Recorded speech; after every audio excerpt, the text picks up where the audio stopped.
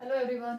आज हम आपके पाठ्य पुस्तक में से एक नया पाठ पढ़ना शुरू करेंगे और उस पाठ का नाम है जीवन का लक्ष्य। लक्ष्य यानी ध्येय, मंजिल, हमारा एम, बराबर।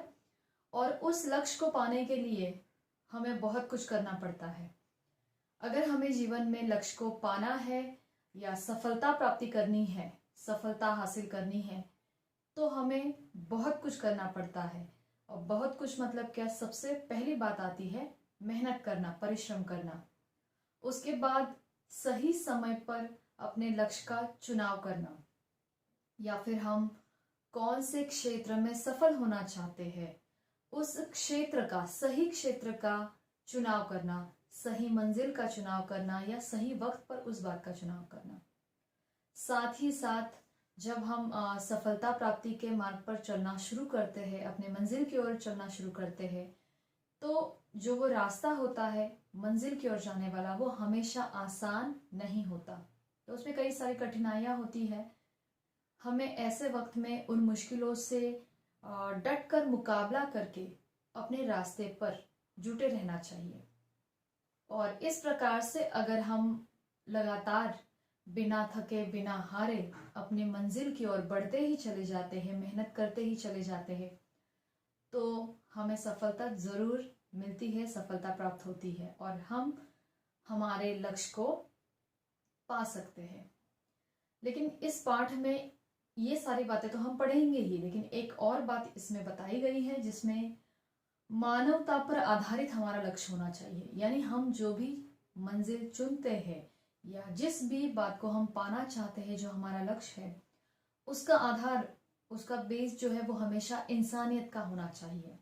अगर हम कुछ ऐसा लक्ष्य चुन रहे हैं जिसका आधार इंसानियत का विनाश है या इंसानियत को नुकसान पहुंचाने का लक्ष्य है हमारा, तो फिर ऐसा लक्ष्य तो हमें हमेशा विनाश की ओर ही लेके जाता है, बराबर। तो हमारा जो लक्ष्य है, अगर हमें वो एक महानता को छूना है, एक महानता प्राप्ति करनी है जीवन में, तो हमारा लक्ष्य हमेशा मानवता पर आधारित होना चाहिए। तो इस प्रकार से हम अपने जीवन के लक्ष्य को तय कर सकते हैं और किस प्रकार से हम उसे प्राप्त कर सकते हैं वो हम इस पाठ में पढ़ेंगे। पाठ बहुत छोटा है और बहुत ही समझने के लिए आसान है, और उससे ज्यादा इस पाठ में से हम बहुत कुछ सीख सकते हैं। तो चलिए अब पाठ पढ़ना शुरू करते हैं। उसके पहले एक बार मैं फिर से इस पाठ में क्या क्या दिया है वो दोहराती हूँ। सबसे पहले क्षेत्र का चुनाव, यानी हम कौन से क्षेत्र में सफलता प्राप्ति करना चाहते हैं। फिर मंजिल का सही समय पर चुनाव करना, यानी हमारा लक्ष्य क्या है जीवन में, उसका सही समय पर चुनाव करना। फिर लक्ष्य हमारे रुचि के अनुकूल होना चाहिए। रुचि यानी हमारा इंटरेस्ट, हमारी पसंद, जिस बात में हमें इंटरेस्ट नहीं है, अगर हम ऐसा कोई लक्ष्य चुनेंगे तो सफलता मिलना मुश्किल हो जाता है। तो लक्ष्य हमारे रुचि के अनुकूल होना चाहिए। उसके बाद है अपने गुणों को पहचानना और निखारना, यानी हमारे अंदर क्या गुण है, क्या क्वालिटीज है, उसे हमें पहचानना आना चाहिए और साथ ही साथ उन्हें हमें तराशना है, निखारना है, क्योंकि वही हमारे गुण हमें लक्ष्य प्राप्ति की ओर ले जाते हैं। उसके बाद जुटे रहना, तो उस मार्ग में कितनी ही रुकावटें आए, कितनी ही बाधाएं आए, हमें उस मार्ग पर जुटे रहना है, डटे रहना है अपने लक्ष्य प्राप्ति के। और उसके बाद है मानवता पर आधारित लक्ष्य का चुनाव होना चाहिए, इंसानियत का बेस होना चाहिए लक्ष्य में। और परिश्रम, सबसे इंपॉर्टेंट है परिश्रम। बिना मेहनत किए आप बाकी की सारी बातें करोगे तो भी लक्ष्य प्राप्ति नहीं हो सकती। तो मेहनत करना, परिश्रम करना ये सबसे आवश्यक बात है सफलता प्राप्ति के लिए, जीवन के लक्ष्य को पाने के लिए। ठीक है, तो चलिए अब पाठ पढ़ना शुरू करते हैं।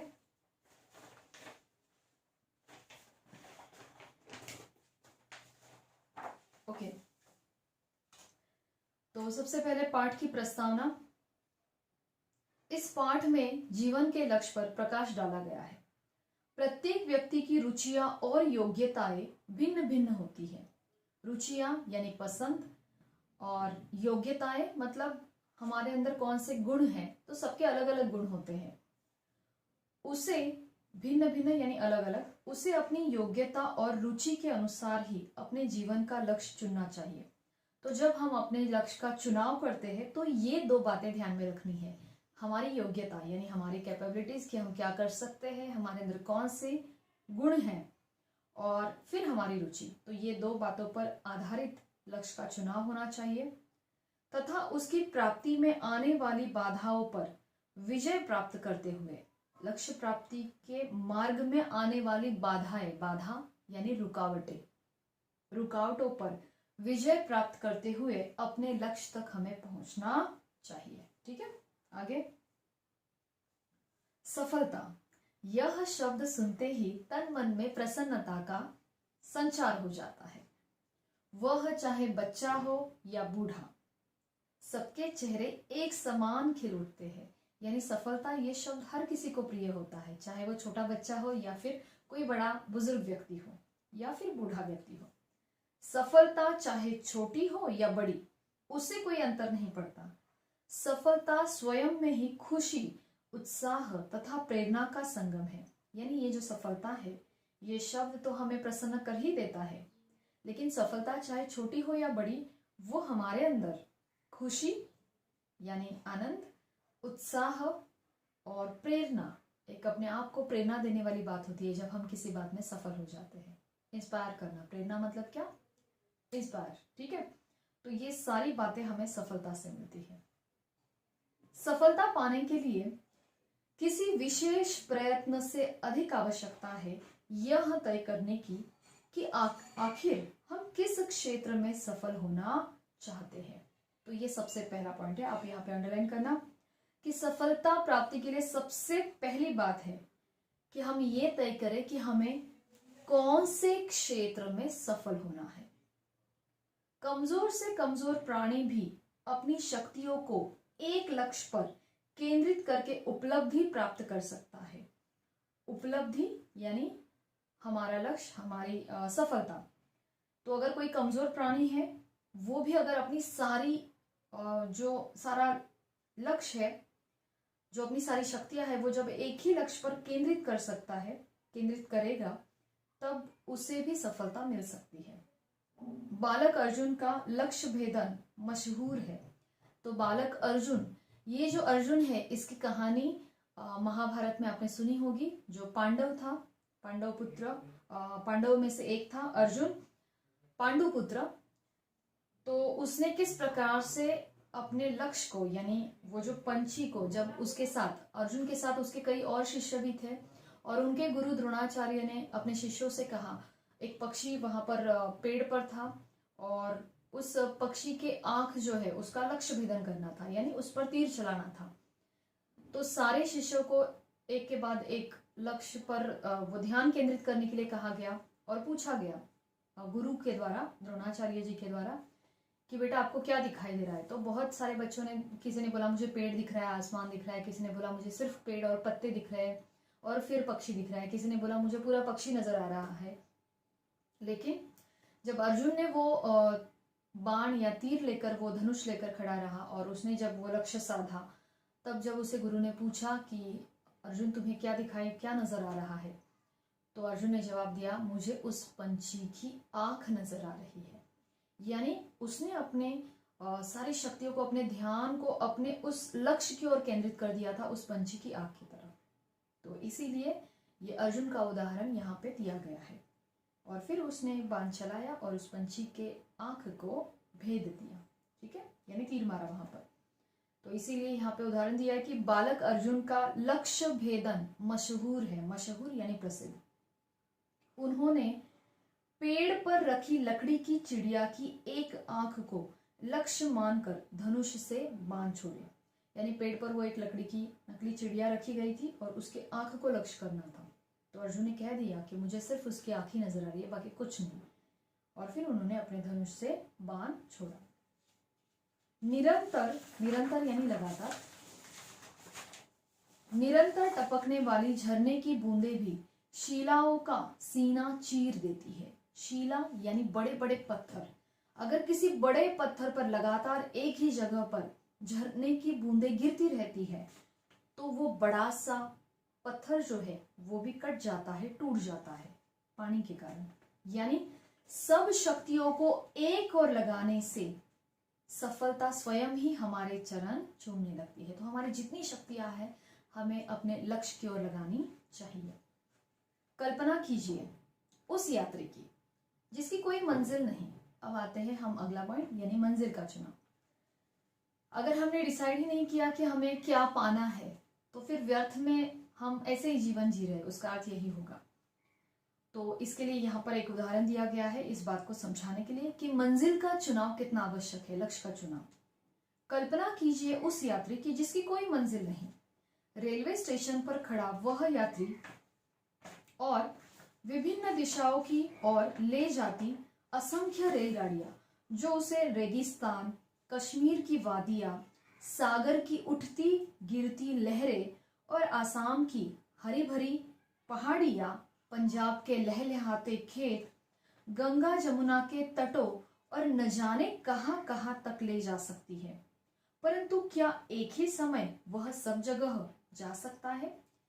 तो यानी यहाँ पे क्या बताया गया है कि कोई यात्री है जो टूरिस्ट ट्रैवलर, ठीक है, जो रेलवे स्टेशन पर खड़ा है, उसके सामने से कई गाड़ियां जाती है, रेलगाड़ियां। कोई गाड़ी उसे रेगिस्तान यानी राजस्थान की ओर लेके जा सकती है, कोई गाड़ी उसे कश्मीर की वादियों की तरफ लेके जा सकती है, कोई समुद्र की ओर लेके जा सकती है, तो कोई आसाम की ओर जहां पर हरे भरे पहाड़ है वहां पर ले जा सकती है कोई रेलगाड़ी, तो कोई पंजाब की ओर जाने वाली, जो पंजाब के लहलहाते खेत है उनकी ओर ले जाने वाली गाड़ी हो सकती है, तो कोई गंगा जमुना के तटों पर ले जाने वाली रेलगाड़ी हो सकती है, या फिर पता नहीं और कितनी सारी जगह पर वो रेलगाड़ियां उसे ले जा सकती हैं। परंतु क्या वो एक ही समय में सारी रेलगाड़ियों में बैठकर सारी जगहों पर पहुंच सकता है? नहीं। उस यात्री को तय करना होगा कि उसे कहाँ जाना है और फिर वो उस रेलगाड़ी में बैठेगा तभी उस स्थान पर पहुंच जाएगा।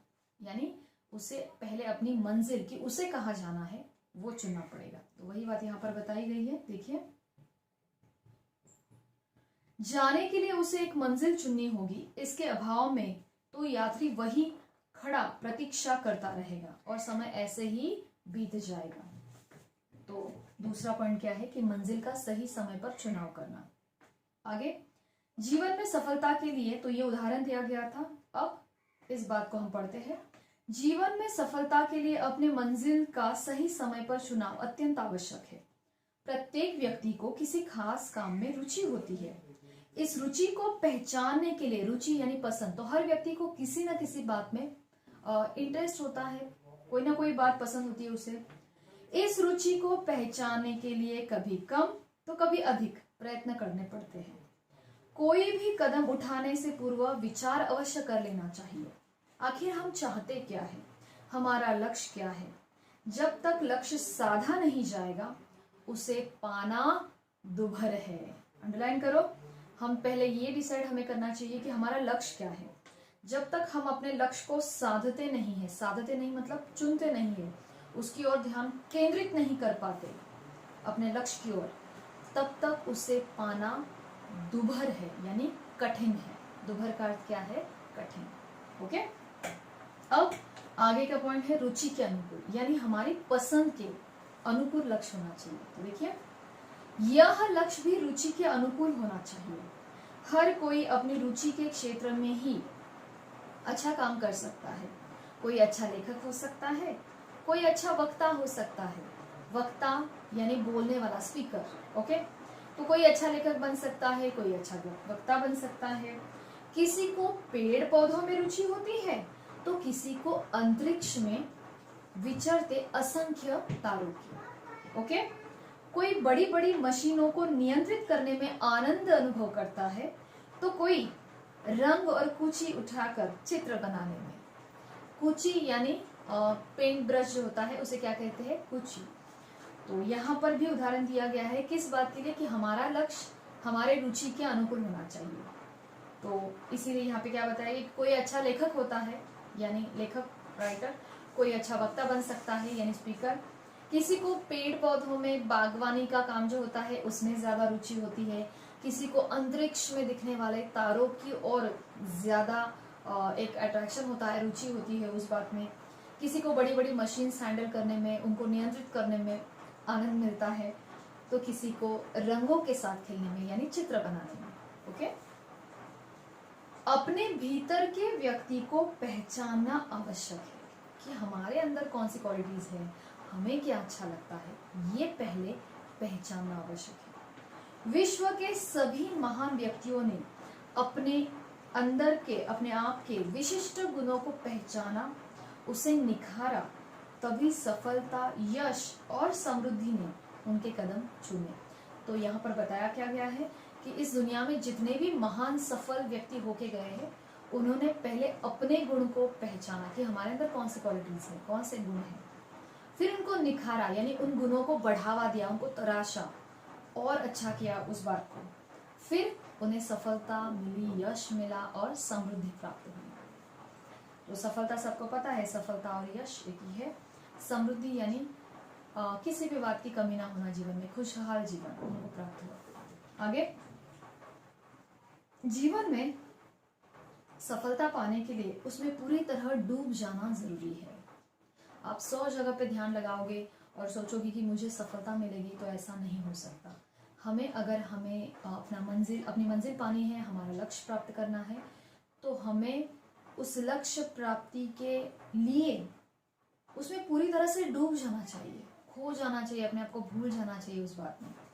महत्वपूर्ण ये नहीं है कि आप क्या काम कर रहे हैं, महत्वपूर्ण ये होता है कि आप किस तरह से काम कर रहे हो। कोई भी काम हो, ओके, घर में छोटे से छोटा काम भी आप करते हो या बाहर जाकर कोई बड़ा काम करते हो, क्या काम करते हो ये महत्वपूर्ण नहीं होता, आप किस तरह से काम करते हो वो ज्यादा इंपॉर्टेंट होता है कि आप उसे किस तरह कर रहे हैं।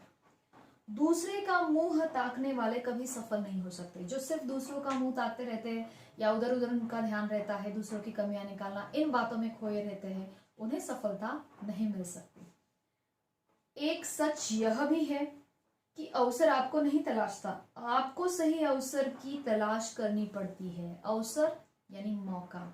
तो जीवन में अपॉर्चुनिटीज, तो जीवन में हमेशा आपको ये अच्छे मौके नहीं मिलते हैं आसानी से, आपको ढूंढने पड़ते हैं कि वो अपॉर्चुनिटी जो है वो आपको खुद को ढूंढनी पड़ती है कि कहाँ मुझे सफलता मिल सकती है। ठीक है, प्रकृति हमें, अब आगे का पॉइंट है कि हमें अपने काम में जुटे रहना चाहिए। ओके, ये वाला जुटे रहना, और ये जुटे रहने की डट के रहने की जो प्रेरणा है, ये हमें कौन देती है? प्रकृति यानी निसर्ग, नेचर। तो नेचर से हम ये बात सीख सकते हैं कि कुछ भी हो जाए, हमें अपने लक्ष्य की ओर चलना है, अपने मार्ग पर डटे रहना है। ओके, प्रकृति हमें काम में जुटे रहने की प्रेरणा देती है। बहती हवा, उगता डूबता सूरज, बहती नदियां, गिरते हुए झरने, ये मनुष्य को हमेशा सदैव आगे बढ़ते रहने का संदेश देते हैं। अंडरलाइन करो। तो कौन कौन हमें आगे बढ़ते रहने का संदेश देता है? बहती हवा, उगता डूबता सूरज, बहती नदियां और गिरते झरने, ये हमेशा हमें संदेश देते हैं कि आगे बढ़ते रहो, रुको नहीं, थमो नहीं। इन्हीं की तरह जो जुटा रहता है, सफलता उसी के चरण चूमती है। तो इस प्रकृति की तरह ही जो अपने लक्ष्य की ओर जुटा रहता है, उससे सफलता मिलती है। लक्ष्य निर्धारित करके समय हमें अपनी योग्यताओं पर भी विचार करना चाहिए। तो जब हम कोई लक्ष्य चुनाव कर रहे हैं कि मुझे ये प्राप्त करना है, तो उस समय हमारे अंदर क्या योग्यता है, यानी हमारे क्या कैपेबिलिटीज है, उसके ऊपर भी ध्यान रखना चाहिए। अगर कोई बात हमें आती ही नहीं है, जैसे कि चित्रकारी करना है, उसके लिए हमारी चित्र निकालने की जो एक कला होती है वो होनी चाहिए। अगर वही हमारे अंदर नहीं है और हम सपना देख रहे हैं कि हम महान चित्रकार बनेंगे, तो ये तो कोई बात हुई नहीं। यानी जब भी हम लक्ष्य निर्धारित करते हैं, मंजिल का चुनाव करते हैं, लक्ष्य का चुनाव करते हैं, तो हमें हमारी योग्यताओं पर विचार करना चाहिए। प्रकृति भी हमें यही सिखाती है। हर पदार्थ का रंग रूप अलग होता है, गुण अलग होता है। हमें वही करना चाहिए जो हम अच्छी तरह कर सकते हैं। कोई कवि बन सकता है, कोई अभिनेता बन सकता है, कोई वैज्ञानिक बन सकता है, तो कोई खिलाड़ी। अगर वैज्ञानिक को बोला जाए कि आप क्रिकेट खेलना शुरू कर दो, तो क्या वो अच्छी तरह से खेल पाएगा? नहीं। अगर क्रिकेटर को बोल दिया जाए कि चलो भाई आप कल से रिसर्च करना शुरू कर देना, ओके, तो क्या वो कर पाएगा? नहीं कर पाएगा। यानी हर व्यक्ति की योग्यता होती है, उसके अंदर वो एक गुण होते हैं, अपनी अपनी कैपेबिलिटीज होती है, उसी के आधार पर हमें अपना लक्ष्य चुनना चाहिए। ठीक है, तो यहाँ पर हमें क्या बताया गया है कि हमें जो वही करना चाहिए जो हम अच्छे से कर सकते हैं। और उसके लिए एग्जाम्पल्स क्या दिए हैं कि कोई कवि बन सकता है, कोई अभिनेता बन सकता है, कोई वैज्ञानिक तो कोई खिलाड़ी। किसी की किसी से तुलना नहीं की जा सकती है, क्योंकि प्रत्येक व्यक्ति की रुचियां और योग्यताएं भिन्न भिन्न होती है। ओके, आगे अब अगला पॉइंट पढ़ेंगे कि मानवता पर आधारित लक्ष्य। संसार के जो व्यक्ति अपना जीवन लक्ष्य मानवता का आधार बनाकर चुनते हैं वे महान कहलाते हैं। तो अंडरलाइन करो, महान व्यक्ति किसे कहा जाता है? जो अपने जीवन का लक्ष्य, जो अपनी मंजिल इंसानियत के आधार पर चुनता है। इंसान के भले की मंजिल उसकी होती है, जो इंसान का भला करे। ओके, उनके विचार और काम, यानी ये जो महान व्यक्ति होते हैं उनके विचार, उनके काम समय की सीमा पार करके अमर हो जाते हैं। यानी जो व्यक्ति अपने लक्ष्य का चुनाव इंसानियत के आधार पर चुनते हैं, ऐसे लोगों के काम जो है ना वो अमर हो जाते हैं। मतलब वे उस दिन इस दुनिया से अगर चले भी जाएंगे, वे इस दुनिया से चले भी जाएंगे तो भी उनका नाम और उनका काम उनके जाने के बाद भी बना रहता है। वे अन्यों के लिए प्रेरणा के स्रोत बन जाते हैं, यानी वे दूसरों के लिए एक प्रेरणा बन जाते हैं, इंस्पिरेशन रहते हैं। वे जाते भी है तो उनका काम और उनके विचार दुनिया में हमेशा मौजूद रहता है उनके मृत्यु के बाद भी। और ऐसे लोग दूसरों के लिए प्रेरणा बन जाते हैं, प्रोत्साहन का साधन बन जाते हैं। ऐसे व्यक्ति दृढ़ निश्चयी और आत्मविश्वास से भरे होते हैं। दृढ़ निश्चयी मतलब क्या? तो अपने ही बात पर कायम रहने वाले, अपने जो उन्होंने तय किया है उस बात पर कायम रहने वाले, और आत्मविश्वास से भरे होते हैं। उनके चरित्र की आभा उनके व्यक्तित्व में झलकती है। उनके चरित्र की जो शुद्धता होती है, वो एक चमक होती है, उनके व्यक्तित्व में झलकती है। यानी उनकी पर्सनालिटी से वो दिखता है कि उनका चरित्र कितना चमकदार, साफ सुथरा है और कितना सुंदर है। ठीक है, आगे जो दूसरे की सलाह पर अपनी निश्चित दिशा त्याग कर देता है, जो क्षण क्षण में विचार बदलता है, ऐसा व्यक्ति संसार में कोई महान कार्य नहीं कर पाता। तो इस बात को भी ध्यान में रखना है, अंडरलाइन करना है कि कौन सा व्यक्ति संसार में महान कार्य नहीं कर पाता? जो दूसरों की सलाह पर अपनी दिशा त्याग देता है, यानी अपनी मंजिल बदलता रहता है, जो क्षण क्षण में अपने विचार बदलता रहता है, वो कोई भी महान कार्य कर पाता नहीं है। हल्के हवा के झोंके भी जिस वृक्ष को गिरा दे, वह किसी को फल फूल क्या देगा? अगर कोई ऐसा कमजोर वृक्ष है जो हल्के से हवा के झोंके से भी गिर जाता है, तो वो दूसरों को फल फूल क्या देगा? खुद ही गिर जाएगा पहले ही। बड़ी बड़ी आंधियों को झेलने का साहस रखने वाले वृक्ष दूसरों की भूख दूर करते हैं और किसी का आश्रय स्थल भी बनते हैं। तो ये एकदम बहुत ही सुंदर उदाहरण है कि जो मजबूत वृक्ष होते हैं, जो खुद मजबूत है, बड़े होते हैं, ऐसे वृक्ष जो बड़ी बड़ी आंधी तूफान को, हवाओं को सहते हैं, झेलते हैं और फिर भी अपनी जगह पे डटे रहते हैं, गिरते नहीं है। ऐसे ही वृक्ष जो खुद मजबूत है, वही वृक्ष दूसरों की भूख दूर करेंगे, यानी फल देकर, और किसी के विश्राम का स्थान बनेंगे, यानी उस पेड़ के नीचे छांव में वह विश्राम कर सकता है। तो ये बात भी बहुत ही ध्यान में रखने जैसी है कि जो दूसरों की सलाह पर चलता है वो महान कार्य नहीं कर पाएगा, या जो दूसरों की सलाह पर अपने मंजिल को त्यागता है। आगे, जो व्यक्ति दूरदर्शी है, दूरदर्शी मतलब भविष्य की सोच रखने वाला, भविष्य के बारे में सोचने वाला, वह अपनी सूझबूझ यानी समझदारी से आने वाली परिस्थितियों पर सोच विचार करके कदम उठाता है। उसे बड़ी से बड़ी बाधा भी नहीं हिला पाती। बाधा यानी रुकावट।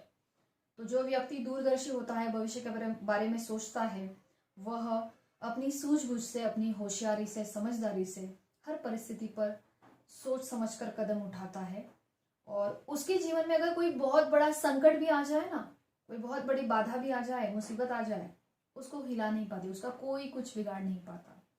ऐसे व्यक्ति का जो दूरदर्शी है, क्योंकि ऐसा व्यक्ति हिम्मत वाला होता है, वह हिम्मत नहीं हारता और हर दिशा में सफलता पाता जाता है। ठीक है, तो कहने का मतलब कठिनाइयां तो आती ही है, हमें अपनी समझदारी से उन कठिनाइयों पर मात करनी है, लड़ना है और जीवन में आगे बढ़ना है। अब इस पाठ का जो अंतिम पॉइंट है, जो अंतिम बात है पाठ में समझाई गई है, वो पढ़ते हैं। लक्ष्य सिद्धि का मुख्य आधार परिश्रम है। परिश्रम यानी मेहनत करना। संकल्प दृढ़ हो तो क्या नहीं हो सकता। अगर हमने जो इरादा किया है, जो निश्चय किया है, वो हमारा बहुत ही दृढ़ हो, कायम हो, तो हम कुछ भी कर सकते हैं। ताजमहल जैसी कलात्मक भव्य इमारत बन सकती है।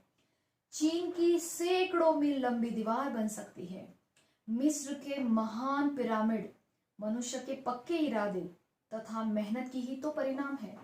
ओके, तो संकल्प अगर दृढ़ हो यानी हमारा इरादा पक्का हो तो हम कुछ भी कर सकते हैं। ये समझाने के लिए हमें 3 उदाहरण दिए हैं। मैं फिर से बता रही हूं, हमारा संकल्प दृढ़ हो, हमारा इरादा पक्का हो तो हम जीवन में कुछ भी कर सकते हैं। यह बात बताने के लिए 3 उदाहरण दिए हैं। एक कि ताजमहल जैसी कलात्मक भव्य इमारत भी बन सकती है। दूसरा, चीन की सैकड़ों मील लंबी दीवार भी बन सकती है। और तीसरा, मिस्र के महान पिरामिड भी बन सकते हैं। ओके, आगे, पक्के इरादे वाले धुनी लोग, जिनका इरादा पक्का होता है, ऐसे धुनी मतलब अपने लक्ष्य के लिए जो पागल हो जाते हैं, ऐसे धुनी लोग ही एवरेस्ट की चोटी पर विजय पताका फहरा पाए। तो जो पक्के इरादे वाले लोग थे, पागल अपने लक्ष्य के लिए, ऐसे लोग ही एवरेस्ट की चोटी तक पहुंच पाए, वहां पे अपना विजय का झंडा गाड़ पाए। अटलांटिक महासागर को लांघ पाए। तो जो धुनी पागल थे अपने लक्ष्य के लिए, उन्होंने ही अटलांटिक महासागर तक पार किया, चांद तक पहुंच गए और अंतरिक्ष के चक्कर भी लगा पाए। तो इन सब के लिए, ये सारी बातें साध्य करने के लिए, पूरी करने के लिए क्या होना चाहिए? पक्का इरादा, वो एक पागलपन। मेहनत की पूंजी हम सबके पास है, उसका अधिकाधिक उपयोग करके हम भी जीवन में अपना जीवन सफल बना सकते हैं। तो ये बात तो हम सब के लिए लागू होती है, तुम लोग हो या मैं हूं। जैसे कोई स्टूडेंट, कोई आपका ही फ्रेंड है जो बहुत अच्छे मार्क्स लेके आता है 95, 99, और आप भी वही हो, तो जैसे उसके पास दिमाग है आपके पास भी दिमाग है, जैसे उसके पास अच्छा खासा शरीर है आपके पास भी है। तो हम भी अगर मेहनत करें तो हम भी वहां तक पहुंच सकते हैं। तो मेहनत की पूंजी तो सबके पास है, दिमाग भी सबके पास होता है, उसका अधिकाधिक उपयोग करके हम अपने जीवन को सफल बना सकते हैं। अब अंतिम लाइन इस पाठ की, यदि श्रम पूर्वक पसीना बहाओगे, श्रम पूर्वक यानी मेहनत करके पसीना बहाओगे, तो सफलताएं मुस्कुराकर गले लगाएगी, यानी आपको सफलता मिल जाएगी। लक्ष्य ही मंजिल बन जाएगा और जीवन सफल हो जाएगा, और हमारा लक्ष्य हमारी मंजिल बन जाएगा और फिर हमारा जीवन सफल बन जाएगा। ठीक है, और यहाँ पे अपना पाठ पूर्ण हो जाता है।